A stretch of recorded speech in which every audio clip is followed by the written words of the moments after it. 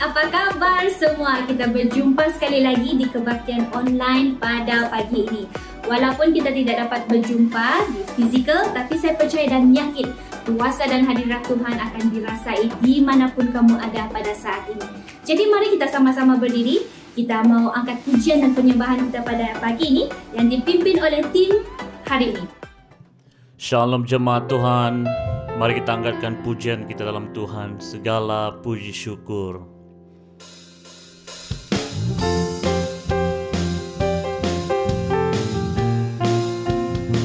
Mari kita sembah tepuk tangan.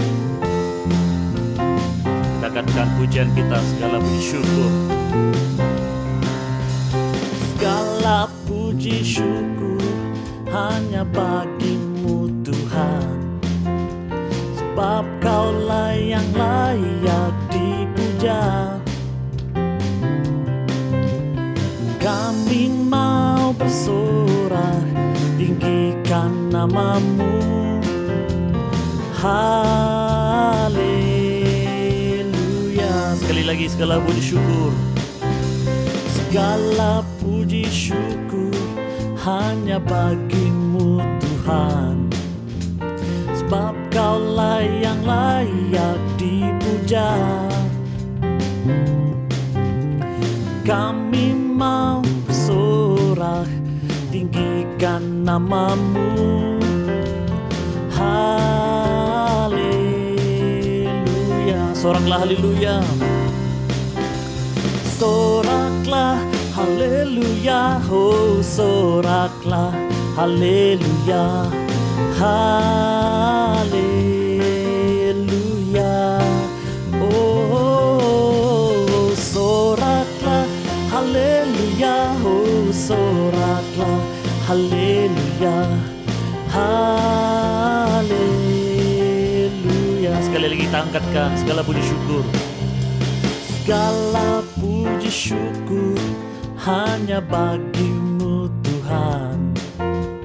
Sebab kaulah yang layak dipuja. Kami mau bersorak, tinggikan namamu. Haleluya. Soraklah haleluya. Soraklah haleluya. Oh soraklah haleluya. Oh haleluya. Oh soraklah haleluya. Oh soraklah haleluya. Haleluya. Soraklah haleluya. Soraklah haleluya. Oh soraklah haleluya. Haleluya. Oh soraklah haleluya. Oh soraklah haleluya.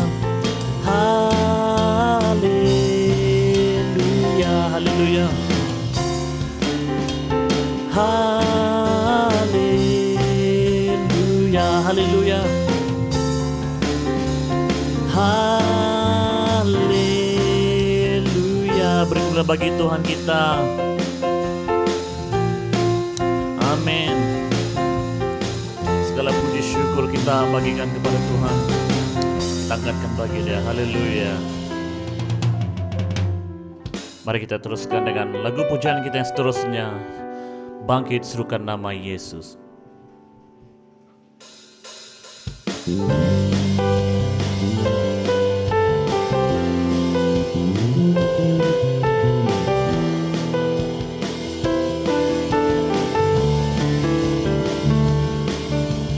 Bangkit serukan nama Yesus. Maju nyatakan kuasanya. Kita buat iblis gemetar, kalahkan tipu dayanya dengan kuasa namanya. Bangkit serukan nama Yesus.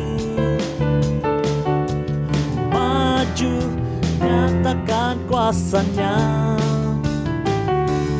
Kita buat iblis gemetar, kalahkan tipu dayanya dengan kuasa namanya. Nama Yesus, nama Yesus, menara yang kuat. Nama Yesus, benteng yang teguh. Nama Yesus, kalahkan semua musuh. Nama Yesus di atas segalanya.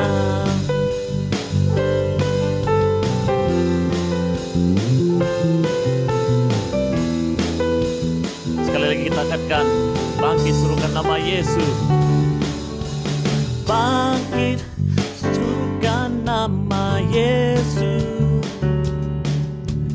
Maju nyatakan kuasanya. Kita buat iblis gemetar, kalahkan tipu dayanya dengan kuasa namanya. Nama Yesus, nama Yesus, menara yang kuat. Nama Yesus, kota benteng yang teguh. Nama Yesus, kalahkan semua musuh. Nama Yesus di atas segalanya. Sekali lagi nama Yesus, nama Yesus, menara yang kuat. Nama Yesus, kota benteng yang teguh. Nama Yesus, kalahkan semua musuh. Nama Yesus di atas segalanya. Nama Yesus di atas segalanya. Nama Yesus di atas segalanya. Nama Yesus di atas segalanya.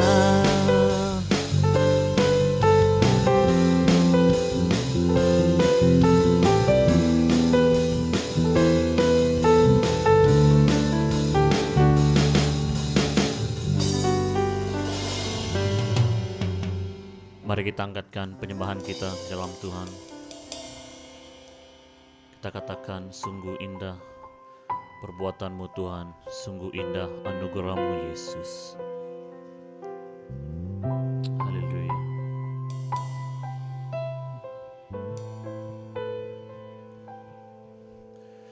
Kemanakah aku dapat pergi, menjauhi rohmu yang suci, kau sahabat,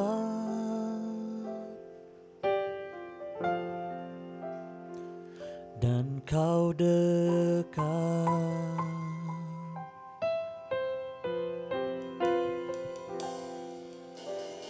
Bahkan seluruh pengabdianmu tak bisa membalas kesetiaanmu, sungguh mulia.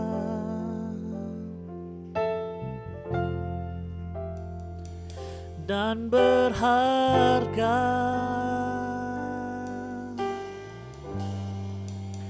sungguh besar pengorbananmu bagiku,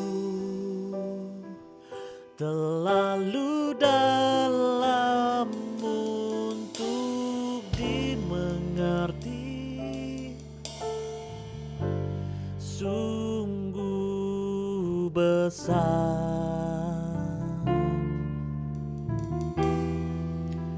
sungguh indah yang kau pikirkan tentangku,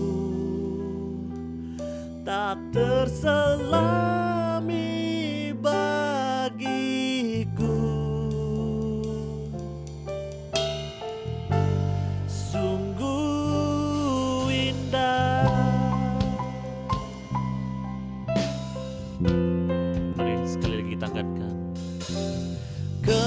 manakah aku dapat pergi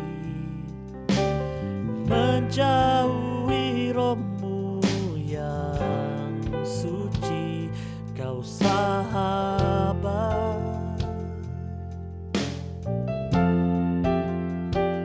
dan kau dekat.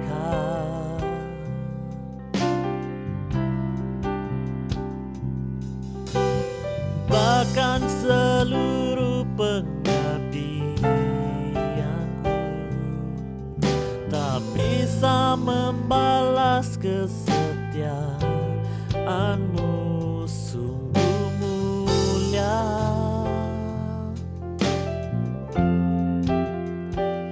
dan berharga. Sungguh besar pengorbananmu bagiku, terlalu dalam untuk dimengerti.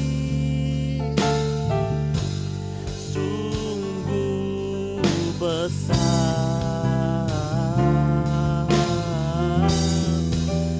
sungguh indah yang kau pikirkan tentangku, tak terselami bagiku. Sungguh indah, katakan sungguh besar, sungguh besar pengorbananmu bagiku, terlalu dalam untuk dimengerti. Sungguh besar, sungguh indah yang kau pikirkan tentangku, tak terselami bagiku.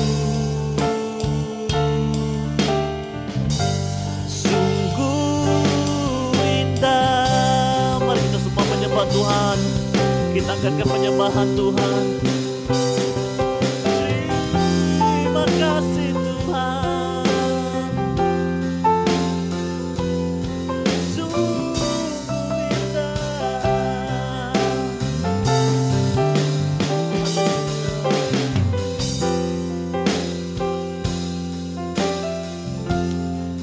Mari sama-sama semua katakan, kita naikkan penyembahan ini. Katakan sungguh besar, sungguh besar pengorbananmu bagiku, terlalu dalam untuk dimengerti. Sungguh besar,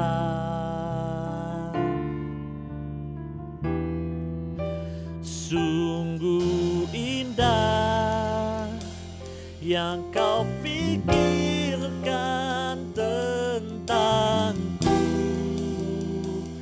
tak terselami bagiku. Sungguh indah,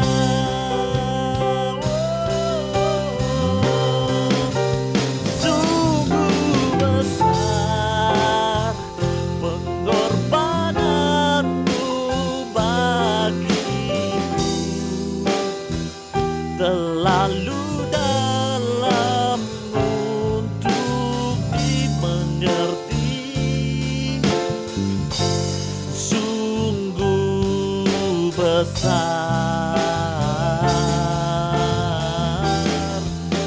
sungguh indah yang kau pikirkan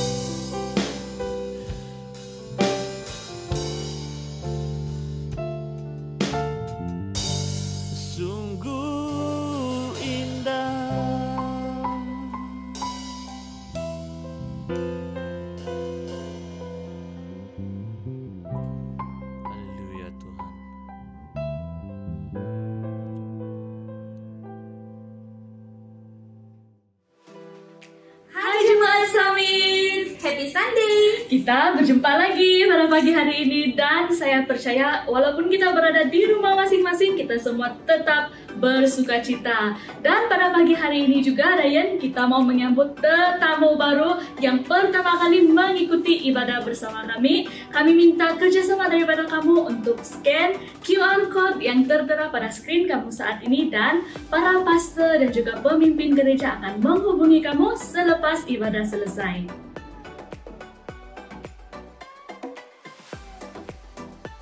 Good news untuk remaja dewasa di EPCC. Wow, apa good news itu Dayan? Malam ini kita akan sama-sama mengadakan talk show yaitu mental health yang bertajuk Overcoming Anxiety and Depression During Pandemic. Wow, ini adalah satu topik yang sangat penting, lebih-lebih lagi pada musim yang mencabar ini. Ya, betul. Oleh itu kami mengajak kamu semua untuk join malam ini karena kami menjemput satu pengacara yaitu bernama Brother Vincent Lim.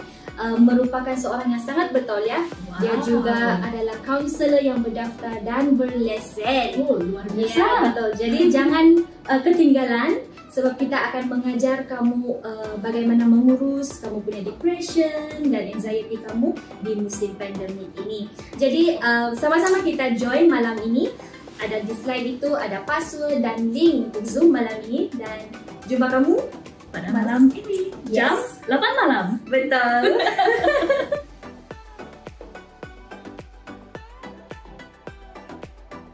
Baiklah Dayan, pengumuman yang seterusnya pada hari Rabu depan bersamaan 22 September kita akan sama-sama berdoa di dalam Zoom pada pukul 8 malam. Jadi kami mau ajak kamu semua untuk sama-sama hadir di kebaktian doa ini dan kita akan berdoa bersama sebagai satu keluarga di dalam Kristus.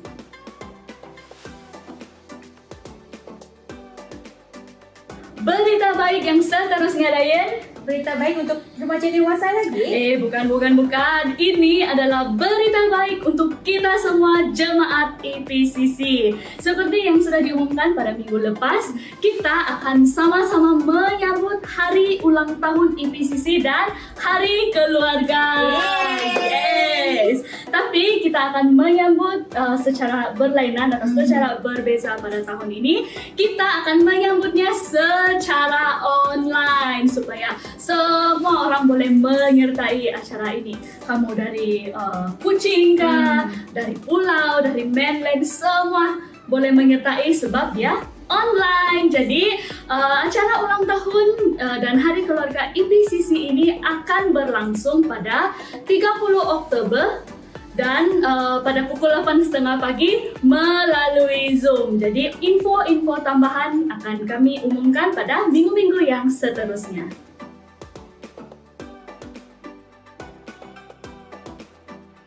Saudara, pada musim ini ya kan kita mendapat satu kesaksian daripada Ibu Ulina, ya kan.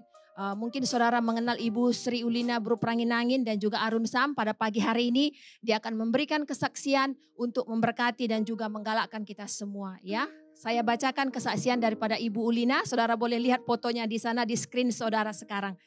Salam semuanya, perkenalkan nama saya Sri Ulina. Saya mempunyai satu orang anak yaitu Arun.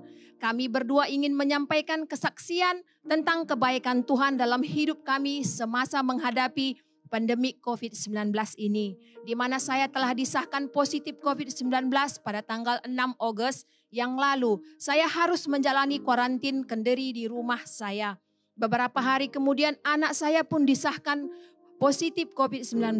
Penyakit ini sangat melemahkan imun dan semangat dalam tubuh kami. Apalagi segala keterbatasan dan peraturan yang kami hadapi. Tapi kami di sini mau menyampaikan tentang kebaikan Tuhan dan pertolongan yang kami dapat masa itu. Di mana setelah kami berdua disahkan positif tanpa berpikir lama. Saya terus beritahu Pastor Ersi dengan cepat. Pastor Ersi memberitahu kepada Pastor Sam dan pihak kepemimpinan EPCC. Di mana pada malam tersebut Pastor Ersi, Pastor Sam, Ibu Ita dan Brother Lim terus mencukupkan keperluan kesehatan yang kami perlukan. Puji Tuhan. Dalam masa kami sakit dan keterbatasan pergerakan, Tuhan telah sediakan semua yang kami perlukan tepat pada waktunya. Pada waktu ini saya sadar sepenuhnya walaupun COVID-19 ini telah membatasi kami, tetapi Tuhan sanggup membuka pintu dan menutupi semua keterbatasan kami. Kuasa Tuhan tidak dapat dibatasi oleh apapun dan situasi apapun itu. Terpujilah Tuhan kita. Ia juga tak luput dari ajaran kasih karunia dari yang Pastor Sam tanamkan dalam diri semua jemaat IPCC, di mana semua penatua yang tidak berhenti mendoakan, memberikan kata-kata semangat dan juga firman Tuhan yang menguatkan. Hal ini membuat kami tetap semangat dalam menghadapi penyakit ini. Puji Tuhan saudara, kami sekarang sudah sehat dan bebas dari COVID-19. Boleh beri tepuk tangan dong? Ya. Serta kami di sini ingin mengajak semua saudara-saudari yang mendengar kesaksian kami pada pagi ini, tetaplah dengan iman yang kita percaya Tuhan kita hebat dan dahsyat. Hati yang gembira adalah obat yang manjur. Wow, terberkati sekali. Dan jangan lupa ikuti ibadah setiap minggu walaupun dari online. Jangan leka dengan ajaran firman Tuhan, tetapi semangat walaupun keadaan saudara tidak seperti yang kamu doakan. Sebab Tuhan selalu ada dan setia dalam perjalanan hidup kita. Amin. Kami di sini ingin mengucapkan ribuan terima kasih sekali lagi kepada semua orang yang telah membantu kami dalam doa waktu kami sakit. Tuhan Yesus memberkati semua saudara. Amin. Puji Tuhan untuk kesaksian ini saudara. Haleluya. Kalau saudara juga melihat help COVID kan, saudara kita juga ada memberi help COVID. Nah di beberapa minggu yang berlalu termasuk hari Rabu yang lalu, kita terus menolong hospital besar Pulau Pinang. Mari kita lihat gambar yang kita telah mendermakan. Kita lihat ada kotak-kotak yang diserahkan. Lebih 100 kotak minuman air. IPCC juga menyerahkan katil saudaraku karena tidak ada katil. Terlalu sesak dan penuh para pesakit COVID sehingga katil pun kurang, ada yang duduk di kerusi dan tidur saudaraku. Juga IPCC menyerahkan katil. Lagi satu saudara, kita juga menyerahkan ini yaitu incubator. Ya, incubator, banyak anak-anak lahir di musim COVID juga, puji Tuhan. Tetapi saudaraku, banyak yang lahir mungkin awal kerana mamanya juga COVID, jadi mungkin ada komplikasi harus dilahirkan awal. Jadi saudaraku, anak itu di dalam kondisi yang berbahaya kalau tidak ada incubator. Puji Tuhan, IPCC dapat menyumbangkan satu incubator. Saudara tahu ada 7 gereja di Pulau Pinang yang bergabung dan kita menyumbangkan hampir RM350,000 dalam pemberian. 6 incubator, satu lagi saudaraku ventilator di mana saudara itu membantu pernafasan. Puji Tuhan, saudaraku, Tuhan menggunakan gereja-gereja di Pulau Pinang menjadi berkat di hospital besar termasuk IPCC, dan juga pemberian saudara dalam help COVID sangat dihargai.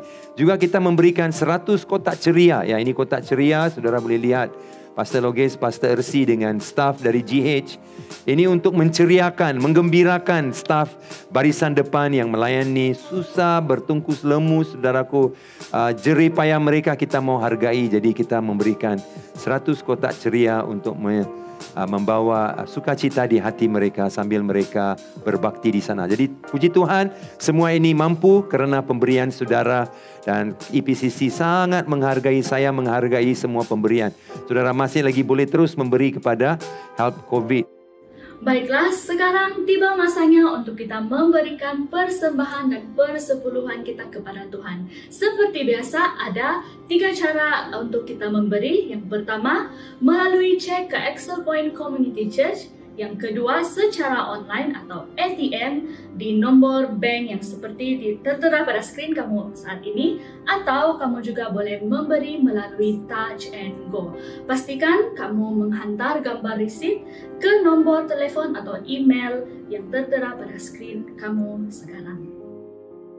Sebelum kita memberi, mari kita sama-sama berdoa.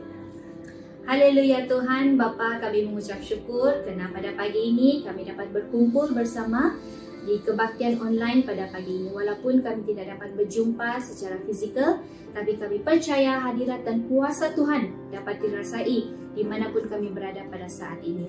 Tuhan, kami siap untuk menabur dalam kerajaan Engkau untuk kemuliaan Engkau Bapa melalui gereja kami dan pelayanan-pelayanan di PCC. Kami berdoa setiap pemberian ini, Tuhan Engkau yang memberkati setiap tangan yang memberi ataupun yang tidak sempat memberi Tuhan. Biar pemberian ini membawa harum kepada nama Engkau Bapa. Tuhan, kami berdoa dan kami sudah siap untuk memberi pada pagi ini, memberi dengan penuh sukacita. Ini doa kami Bapa, kami serahkan ke dalam tangan Engkau, dalam nama Tuhan Yesus. Semua yang percaya katakan, Amin. Selamat memberi, Tuhan Yesus memberkati.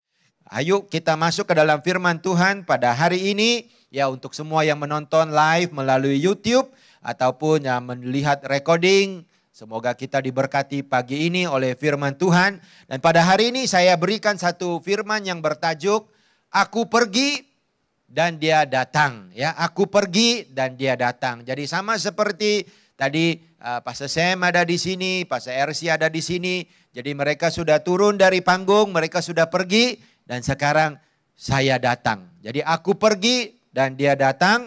Dan firman ini adalah untuk satu firman tentang Roh Kudus. Saudara-saudari, karena bulan September ini kita mau mengenal pribadi Roh Kudus, kita mau mendekati kuasanya, kita mau mengerti siapakah Roh Kudus dan kenapa Roh Kudus diturunkan kepada kita, kenapa kita seperti pengikut-pengikut Tuhan di Kisah Para Rasul fase pertama diminta menunggu dan kemudian Roh Kudus turun dan kuasa terjadi dalam hidup mereka. Apakah kuasa yang sama juga kita alami? Dan semoga dalam bulan September ini kita akan belajar lebih lagi tentang Roh Kudus. Nah, saya juga ingin beritahu saudara-saudari, kita bukan pilih setahun sekali mau ingatkan Roh Kudus. Tidak. Roh Kudus adalah sebahagian dari hidup kita setiap hari, saudara-saudari. Dan kalau saudara-saudari rindu mau mengenal pelayanan Roh Kudus, ya pribadi Roh Kudus, EPCC juga ada kelas Alkitab. Dan bila-bila waktu bisa diajarkan kepada kamu tentang pelayanan karunia Roh Kudus ya. Jadi walaupun bulan September ialah bulan untuk kita memilih tema untuk Roh Kudus. Tetapi saudara-saudari, Roh Kudus adalah sebahagian hidup kita sepanjang hari. Ayo kita lihat di dalam Yohanes pasal yang ke-7. Ya, Yohanes pasal yang ke-7 di dalam ayat yang ke-37, 38 dan 39. Ya, Yohanes pasal yang ke-7 daripada ayat 37, 38 dan 39. Nah, saya akan bacakan ya. Dan pada hari terakhir, yaitu pada puncak perayaan itu, Yesus berdiri dan berseru, "Barang siapa haus, baiklah ia datang kepadaku dan minum. Barang siapa percaya kepadaku, seperti yang dinyatakan oleh kitab suci, dari dalam hatinya akan mengalir aliran-aliran air hidup." Yang dimaksudkannya ialah roh yang akan diterima oleh mereka yang percaya kepadanya, sebab roh itu belum datang karena Yesus belum dimuliakan. Ya, karena roh itu belum datang karena Yesus belum dimuliakan.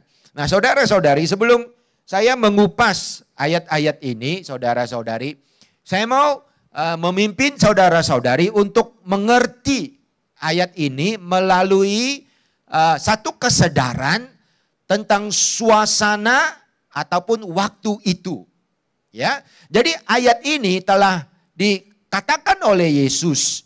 Kalimat-kalimat ini telah diserukan oleh Yesus di dalam satu suasana. Ya, at a place, di satu tempat, at a time, di satu masa. Jadi bila Yesus menserukan kalimat-kalimat ini, Yesus telah menggunakan suasananya, telah menggunakan waktu itu.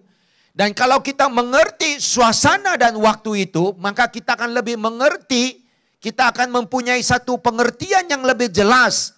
Apa maksudnya ketiga-tiga ayat ini? Nah, saya bukan katakan ketiga-tiga ayat ini tidak jelas. Dia jelas kalau saudara-saudari baca di dalam saat teduh pun kamu akan mengerti. Tapi kalau kita mau benar-benar menghargainya, ya kita mau benar-benar menikmatinya, ada baik untuk kita tahu apakah lingkungan suasana pada waktu itu. Nah, saudara-saudari, beginilah kita mengenal firman Tuhan. Yaitu kita tahu lingkungan dan waktu itu supaya maksud firman itu menjadi lebih jelas pada kita. Nah, saya berikan satu contoh yang mudah untuk Anda mengerti. Nah, tadi pemimpin lagu, pemimpin pujian untuk ibadah kita ialah Brother Jerry. Nah, bayangkan saudara-saudari, tiba-tiba ada satu kalimat tentang Brother Jerry yang kamu dengar.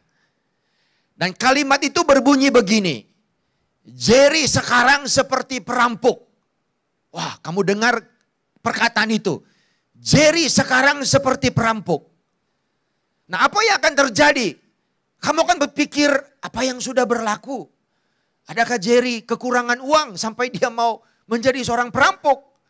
Ataupun apakah Jerry part time, pagi dia mengajar di sekolah, malam dia pergi sekolah perampok. Dia belajar bagaimana menjadi perampok. Apa maksudnya perkataan itu? Jerry sekarang macam perampok. Nah, kalau kita tidak tahu suasana dan kita tidak tahu waktu perkataan itu, ayat itu, kalimat itu dikatakan, kita bisa bingung atau kita tidak menangkap maksud sebenarnya ayat itu. Tetapi kalau saya beritahu kamu bahwa ayat itu, kalimat itu disebut bila. Yaitu pada satu hari, Jerry kan dia orang berbakat. Dia dalam drama. Dan ada satu drama tentang penyaliban Yesus. Jerry telah memain watak salah seorang pencuri. Salah seorang perampok. Dan sebelum dia naik ke pentas untuk berlakon, ada tim di belakang yang buat make up, yang pakai baju untuk dia. Dan mereka telah melakukan kerja yang begitu profesional, begitu luar biasa sehingga bila Jerry naik ke panggung, ya berlakon menjadi seorang perampok di tepi Yesus yang disalib, maka kedengaran orang kata, wah Jerry sama seperti perampok.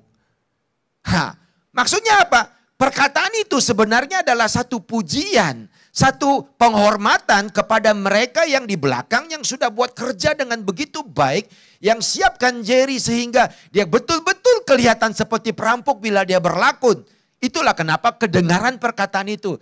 Jerry sekarang macam perampok karena mereka memuji apa yang dibuat oleh tim yang buat solek dan memakai baju itu.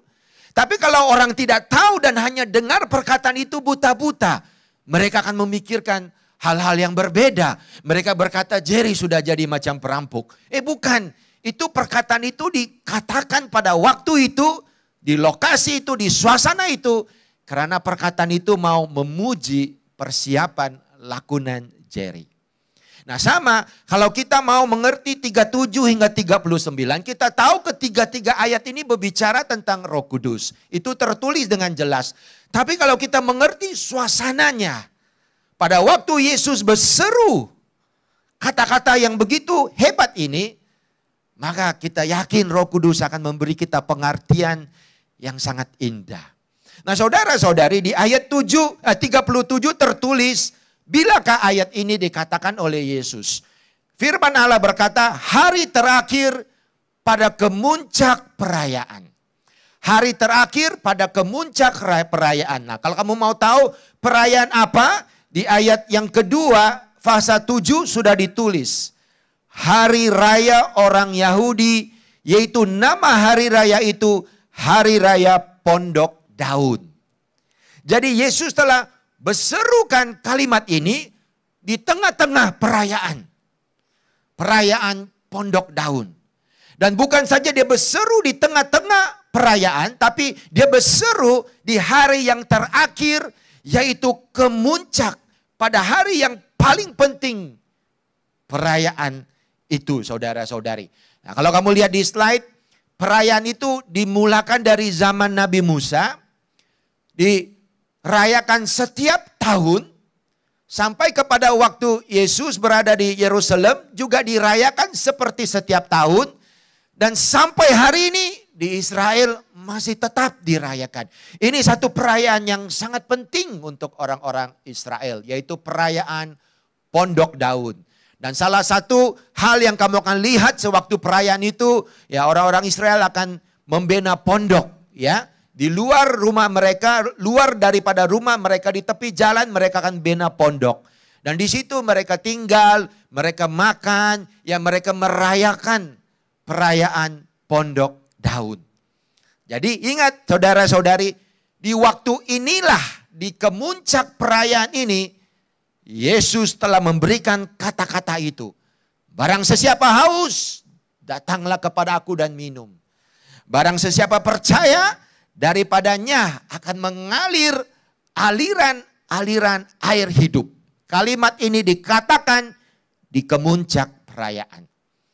Nah, apa yang ada dalam perayaan ini, saudara-saudari? Kenapa Yesus pilih perayaan ini? Nah, karena waktu saya tidak akan memberitahu semua tentang perayaan ini. Banyak yang kita bisa belajar dari perayaan ini. Tiap-tiap satu perayaan orang Israel yang dimulakan dari zaman Musa, ada maksud dan tujuannya di dalam Yesus. Satu contoh yang mungkin saudara-saudari, pasti saudara-saudari paling mengerti ialah perayaan Paskah.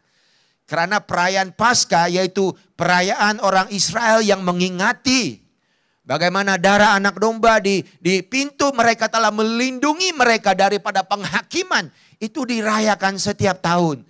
Dan kita tahu bila Yesus sebelum dia ke kayu salib, dia juga merayakan Paskah karena dia mau beritahu seluruh dunia, memberitahu semua manusia, dialah anak domba yang kekal dan sempurna, dan kematiannya di kayu salib adalah Paskah yang paling sempurna.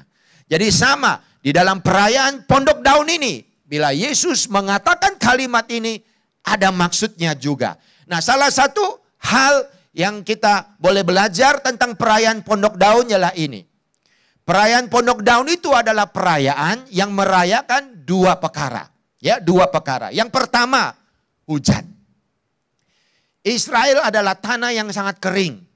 Tapi Israel adalah tanah untuk pertanian. Ada banyak aktiviti pertanian. Mereka tanam berbagai pertanian untuk makanan, untuk perdagangan.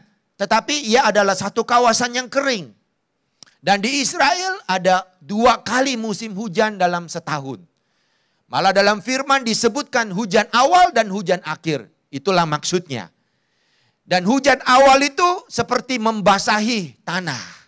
Melembutkan tanah supaya petani bisa menabur, petani bisa membajak untuk mulakan pertanian. Kemudian lebih kurang setengah tahun begitu, 5-6 bulan, datang lagi hujan yang kedua, musim hujan yang kedua. Dan waktu itu pertanian itu sudah bertumbuh. Dan hujan yang kedua inilah yang akan membuatkan pertanian itu siap untuk dituai. Jadi hujan kedua ini yang membawa sukacita yang besar kepada penduduk Israel. Karena di waktu hujan yang kedua ini, di saat mereka lihat musim hujan yang kedua sudah sampai, mereka tahu tanaman zaitun mereka akan masak, tanaman anggur mereka akan berhasil, dan mereka akan bisa menuai, dan kemudian mereka ada minyak dan juga anggur yang banyak dan dahsyat. Dan itulah maksudnya perayaan Pondok Daud. Untuk merayakan hujan dan merayakan hasil pertanian. Dan mereka merayakan ini untuk 7 hari. Dengan sangat sukacita.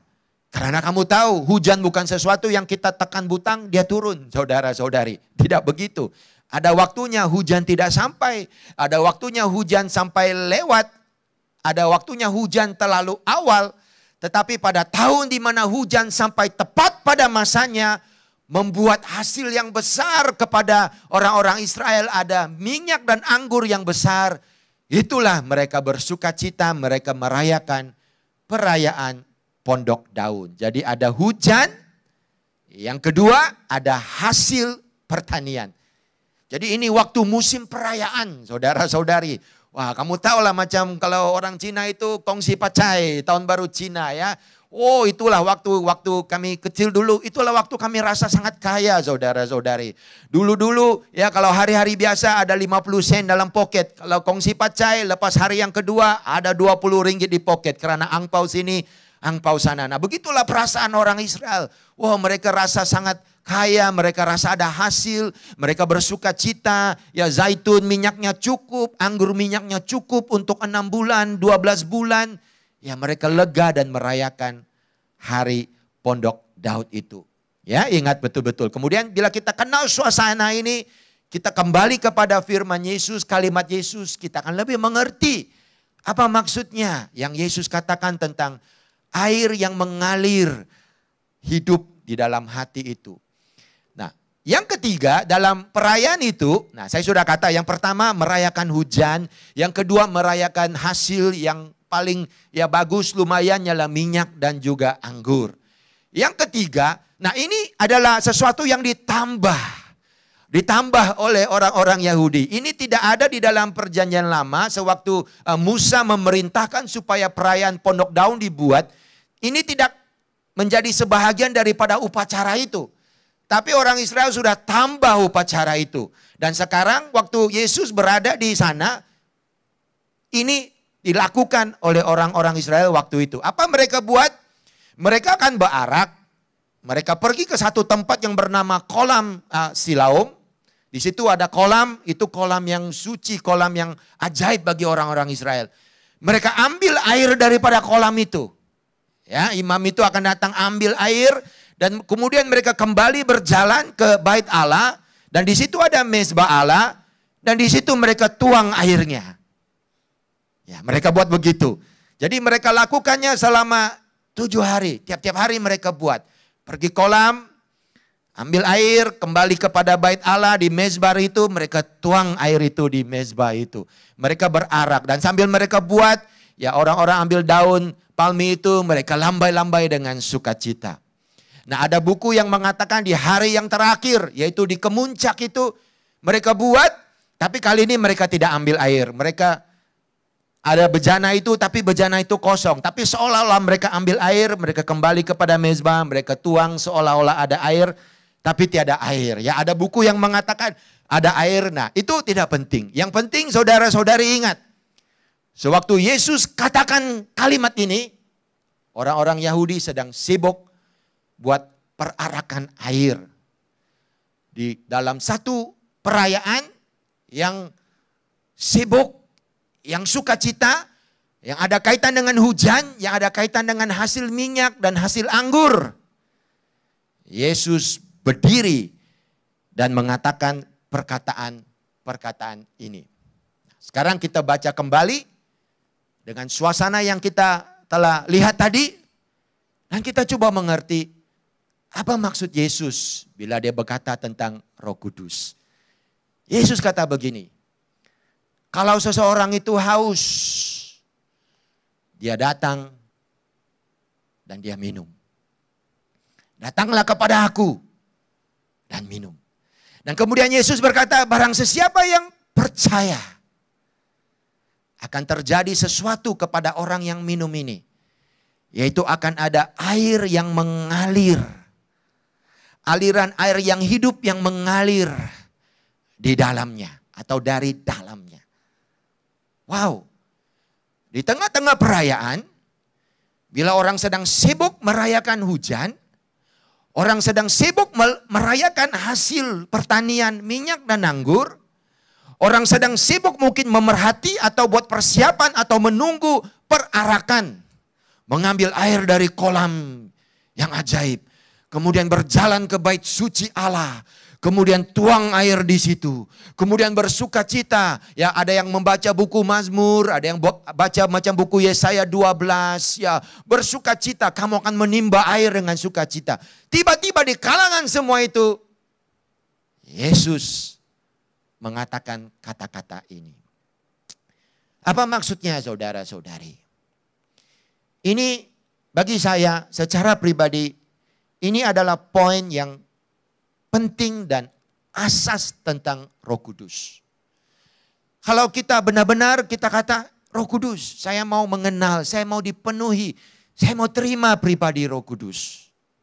Ingat apa yang dikatakan oleh Yesus.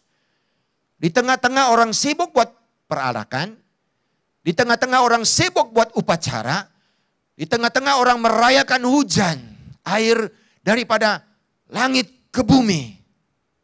Yesus berkata begini, siapa yang haus, datang minum. Siapa yang haus, datang minum. Setahu saya perbuatan haus dan kemudian minum itu sesuatu yang kita buat setiap hari. Kalau bukan 10 kali, 8 kali. Daripada kita bangun sampai kita tidur. Di saat tekak kita rasa haus, kita mencari air, kita minum. No big deal. Ya, kalau orang Australia dia kata no drama, saudara-saudari. Enggak perlu drama-drama. Dalam keluarga saya enggak ada drama. Bila saya haus saya kata, Caing, iya, Aku mau minum. Kalau aku kata begini, saya akan jerit balik. Minumlah kau, apa masalah kau? Enggak ada air ke rumah kita. No drama saudara-saudari. Kalau tekak, haus, turun sendiri, ambil air dan minum. Bayangkan saudara-saudari di tengah-tengah orang sibuk. Wah mau berarak, ambil air. Ya mau merayakan hari hujan. Yesus kata begini. Siapa yang haus? Dia berseru kan di dalam ayat 37. Siapa yang haus? Datanglah kepadaku. Barang sesiapa yang percaya. Minum. Hal-hal yang kita buat setiap hari. Dan disinilah saya rasa ramai orang kadang-kadang bingung tentang Roh Kudus. Termasuk saya juga. Nah, pengalaman awal saya dengan pribadi Roh Kudus sama seperti ramai orang. Bagi saya Roh Kudus itu lebih gaib dari ajaib. Kita hari ini mungkin nyanyikan lagu Roh Kudus ajaib. Tapi pada mula-mula bila kita kenal tentang Roh Kudus, dia lebih gaib dari ajaib. Ini saya Google, ada satu buku. Wah namanya gaib. Melangkah ke alam gaib. Wah macam orang mau terima Roh Kudus. Dia ingat, aduh malam ini aku melangkah ke alam gaib. Ya, saya membuka hati saya pada pelayanan Roh Kudus di gereja di mana saya terima Tuhan Yesus. Itu bukan gereja pertama yang saya masuk. Ya, saya pernah masuk gereja-gereja lain, tapi waktu itu saya ikut ibadah saja tapi tidak terima, tidak yakin kepada keselamatan yang diberikan oleh Yesus di kayu salib. Hanya di gereja itulah di mana saya dengar Injil, puji Tuhan, hati saya dibuka, pintu saya diketuk, saya buka. Dan saya terima Tuhan Yesus. Dan di gereja yang samalah saya mulai mengenal pelayanan Roh Kudus. Saudara-saudari tidak senang. Kenapa? Sebab bila saya masuk ibadah itu, lagunya best. Khotbahnya best. Wah, fellowshipnya best. Kelompok kecil, kelompok besar, semua ada. Mereka sangat rapat gereja itu. Cuma satu saja yang tak best.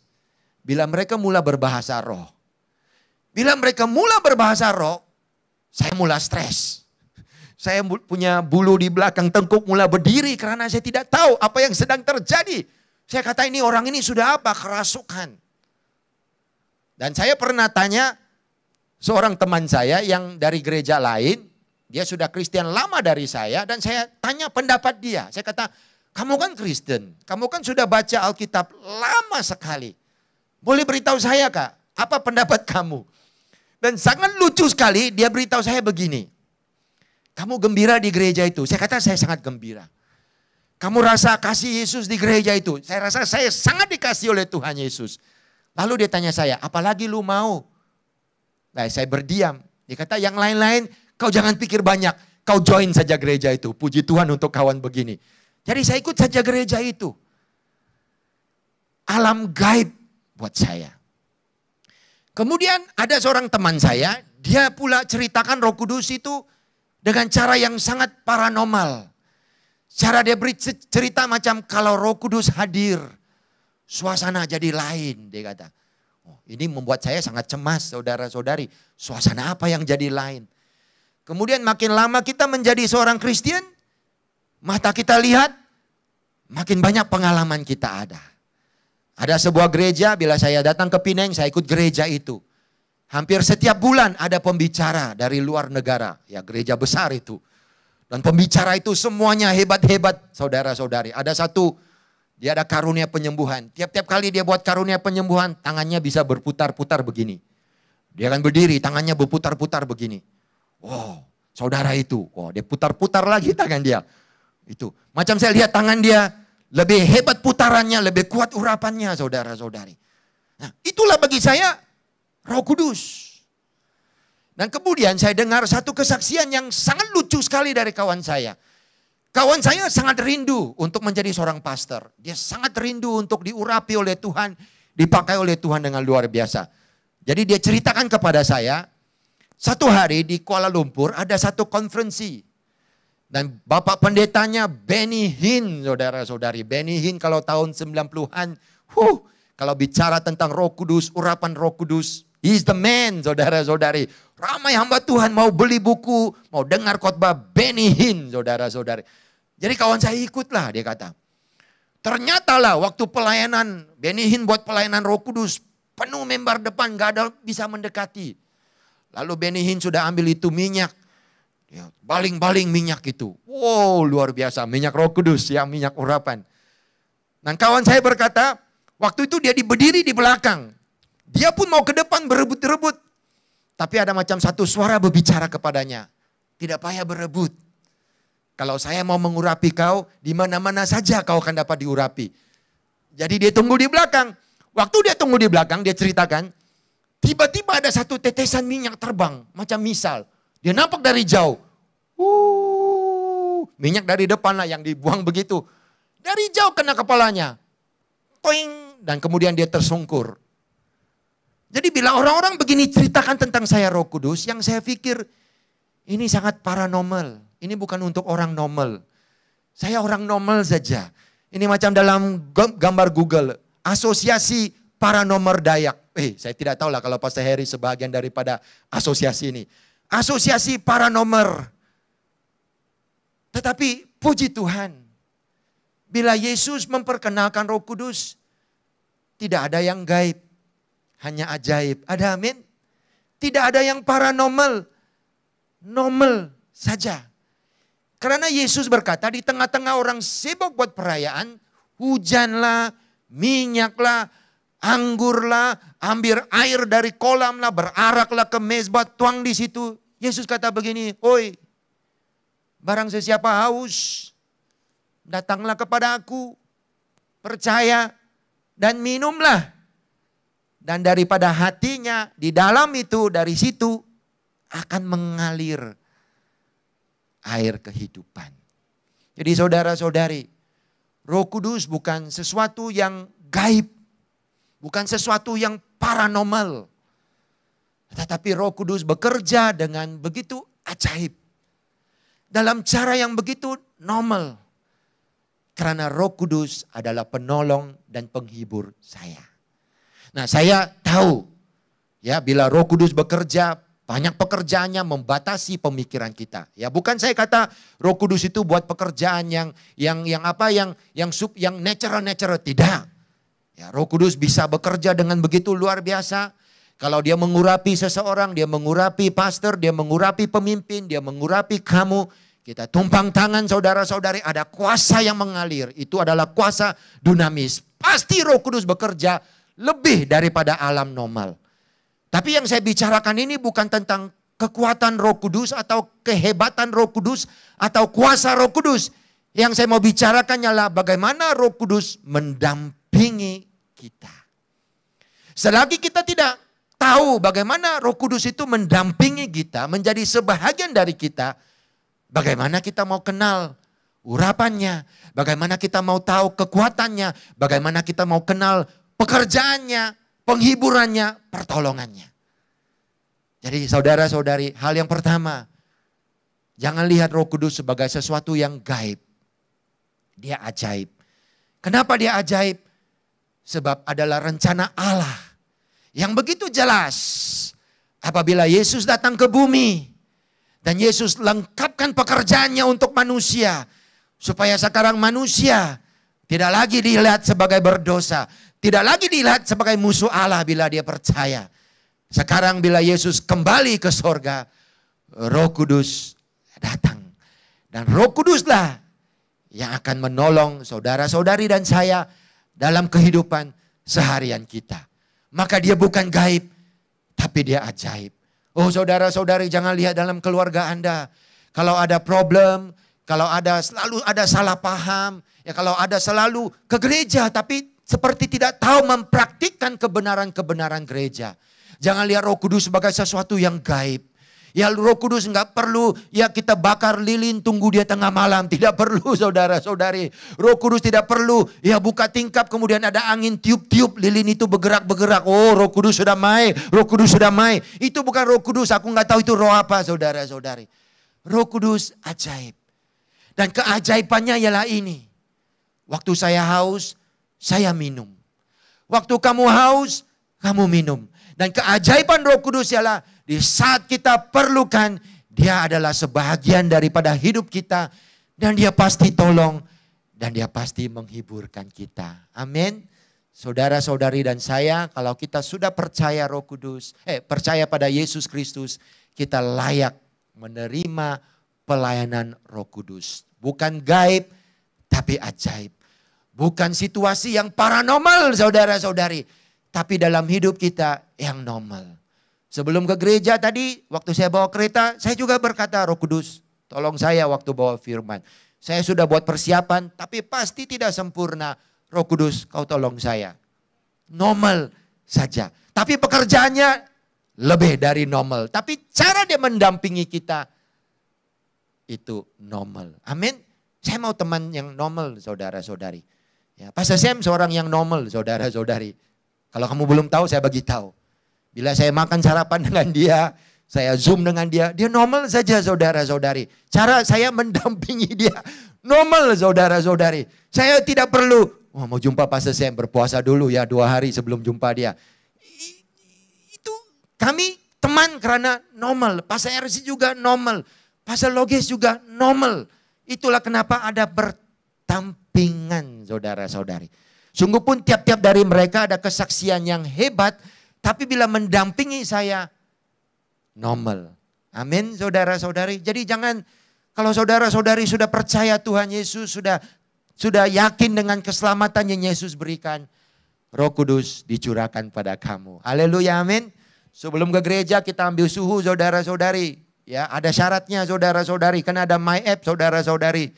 Walaupun pendeta, saudara-saudari. Kalau saya tidak ikut peraturan, nggak bisa datang, saudara-saudari. Tapi Roh Kudus, saudara-saudari yang percaya sudah layak, saudara-saudari. Enggak ada scan yang kau berkata, tit, kudus. Oke, boleh terima Roh Kudus. Tit, kudis. Oh sorry, enggak bisa. Tit, kusta, lagi enggak bisa. Oh tiada, saudara-saudari. Kita yang percaya, di mana saja Anda berada, kalau anak Anda, remaja. Kalau dia sudah percaya Yesus, doa bersama dia, kata Roh Kudus, penghibur. Roh Kudus, penolong. Kami haus. Kami perlu kekuatan, kami perlu untuk mengingatkan diri kami apa yang kami telah belajar. Itulah pelayanan Roh Kudus. Amin. Yang kedua, yang terakhir, selain daripada berdampingan Roh Kudus. Amin. Kita baca di dalam firman ini 14:16 Yohanes 16:7. Semuanya diatur oleh Bapa. Semuanya diatur oleh Allah, saudara-saudari. Wow, kalau kamu baca ayat ini, saya sudah warnakan. Yang biru bahagian kita. Yang hitam itu bahagian Allah.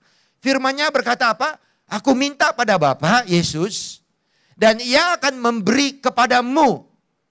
Apa? Seorang penolong yang lain supaya Ia menyertai kamu selama-lamanya. Ayat yang 16:7, sebab jikalau aku tidak pergi, penghibur tidak akan datang kepadamu. Tapi jikalau aku pergi, aku akan mengutus dia kepadamu. Sebahagian daripada hidup kita, Roh Kudus telah diatur, telah disusun demikian rupa. Supaya kita ada teman selamanya, supaya kita ada sahabat selamanya, supaya kita ada penolong selamanya. Itu yang ajaib tentang Roh Kudus. Ada amin? Yang kedua dan yang terakhir, saudara-saudari. Kalau kita kembali kepada apa yang Yesus katakan, Yesus berkata begini. Orang yang haus dia minum. Tapi Yesus tidak kata dia akan menemui sungai atau dia akan menemui hujan. Yesus berkata daripada dirinya, daripada dalamnya akan apa? Ada aliran air yang hidup. Bagaimana seorang yang haus, yang perlu air, selepas dia minum, sekarang tiba-tiba daripada hidupnya ada aliran air, saudara-saudari. Kau boleh bayangkan waktu Yesus berkata begini. Mungkin di depan dia ada banyak orang sedang sibuk. Beraraklah ke kolam ataupun kembali ke bait. Ya sedang sibuk buat perayaan. Tapi pada waktu itu Yesus tahu. Apabila dia mati di kayu salib nanti, darahnya akan menebus semua manusia yang percaya. Seperti 1 Korintus pasal 6.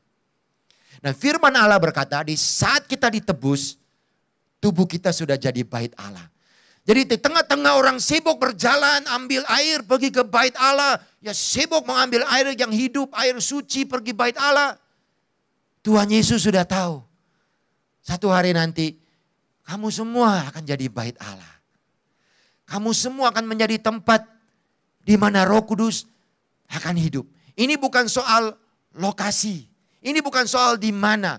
Tapi ini soal di mana saja kamu berada. Haleluya, amin. Maka itulah kenapa Yesus berkata, setiap orang yang minum daripada dirinya akan ada air kehidupan yang mengalir. Yang pertama kita belajar mendampingi. Yang kedua mari kita mengenal dampak Roh Kudus. Saudara-saudari, kalau kita buka hati dan kita rindu Roh Kudus bekerja dalam hidup kita. Wow, saudara-saudari, dampaknya cukup besar. Orang selalu berkata pertolongan Roh Kudus. Betul, ya, Roh Kudus selalu memberi pertolongan, penghiburan. Tetapi kalau kamu baca apa yang Yesus kata, dia adalah penolong. Fokusnya ialah penolong, bukan pertolongan. Fokusnya ialah penghibur, bukan penghiburan. Itu dampak yang sangat besar, saudara-saudari. Anda boleh bisa mendapat pertolongan, tapi siapa yang mau jadi penolong Anda? Anda boleh call saya di waktu Anda sunyi, Anda rasa sepi. Dan saya coba memberi penghiburan. Tapi apakah saya menjadi penghibur kamu? Tapi puji Tuhan, dampak Roh Kudus begitu besar sehingga dikatakan begini. Bila orang minum, dia akan memiliki seperti sungai yang hidup di dalamnya. Itulah dampak pelayanan Roh Kudus dalam hidup kamu dan hidup saya. Yang saudara-saudari cari lebih daripada pertolongan. Yang saudara-saudari akan dapat lebih dari penghiburan. Karena apa? Yesus menjanjikan penolong. Penolong yang setia selama-lamanya. Yesus janjikan apa? Yesus janjikan penghibur yang selalu bersama Anda. Apa bahagian kita? Bahagian kita ialah mau ditolong dan mau dihibur. Roh Kudus tidak bekerja, Roh Kudus tidak membuat apa-apa bila kita tidak mau. Dia tidak bekerja di saat tidak ada kemauan. Karena Roh Kudus bukan Roh Allah yang masuk dalam hidup kita, memaksa kita. Tidak. Pelayanannya bukan memaksa. Tetapi di saat kita ada kemauan, tetapi tidak ada kemampuan. Disitulah Roh Kudus bekerja sangat indah. Kalau kamu baca tadi ayat itu, Yesus kata apa? Lebih berguna kepada kamu kalau saya pergi. Betul? Lebih berguna. Saya mau tanya dalam satu soalan yang sangat simpel. Kamu lihat di rumah Anda. Kalau bisa bahagikan barang-barang yang berguna dan tidak berguna, bagaimana kamu bahagikan? Ada orang berkata, yalah yang rosak dan tidak rosak lah. Tidak, betul. Apa cara terbaik kalau kamu minta istri kamu? Darling, kamu ambil barang-barang yang ada di rumah, kita bahagi. Berguna dengan tidak berguna. Bagaimana pembahagiannya terjadi? Jawabannya sangat senang. Apa yang kita selalu guna, itulah yang paling berguna. Betul atau tidak? Apa yang tidak diguna, itu sangat tidak berguna. Ya di rumah saya ada pinggang, ada mangkuk, dan ada pinggang mangkuk yang tidak berguna. Bukan karena dia tidak sempurna, tapi karena kami tidak guna. Tapi pinggang mangkuk yang paling berguna adalah pinggang mangkuk yang kami guna siang hari malam. Microwave lah, oven lah, macam-macam. Itulah yang paling berguna. Dan Yesus berkata, lebih berguna. Kalau saya pergi dan dia datang. Maksudnya apa? Di saat kita ada kemauan. Di saat kita ada kerinduan. Di saat kamu mau melakukan sesuatu. Di saat kamu ada satu kehausan, kedahagaan. Mau berubah. Mau lebih dalam bersama Allah. Mau lebih lagi mengenal rencana Allah. Roh Kudus siap menolong. Roh Kudus siap membantu. Tapi kalau kita tidak mau. Kita kata tidak apalah. Tunggu COVID habis baru serius kembali dengan Tuhan. Tunggu COVID nanti Pastor Sam buat announcement gereja dibuka. Barulah mau kembali pada Tuhan. Duduk sajalah ya. Kita buka ibadah macam kita estro. Wah, sekarang kita ada banyak channel macam estro ya. Kita ubah gereja ini, gereja itu. Tidak mau serius dengan firman, tidak mau serius mengambil bahagian dalam kerajaan Tuhan. Dari pengalaman saya, Roh Kudus tidak menolong. Bukan karena dia tidak mau, tapi karena bukan itu cara Roh Kudus. Tapi di saat kita mau, di saat kita rindu, amin. Yesus menjanjikan, kau haus, kau datang, kau minum, sudah ada sungai yang mengalir di dalam kamu. Wow, luar biasa. Saya doakan di waktu pandemik ini, ya, ramai orang berebut vaksin, dose 1, dose 2, kemudian mau booster. Ya, puji Tuhan, saya pun tunggu vaksin saya yang kedua. Ya, mudah-mudahan akan sampai saudara-saudari. Tapi saudara-saudari di tengah pandemik ini, sadarkah kita ada kuasa Roh Kudus di dalam kita? Ada pribadi Roh Kudus di dalam kita.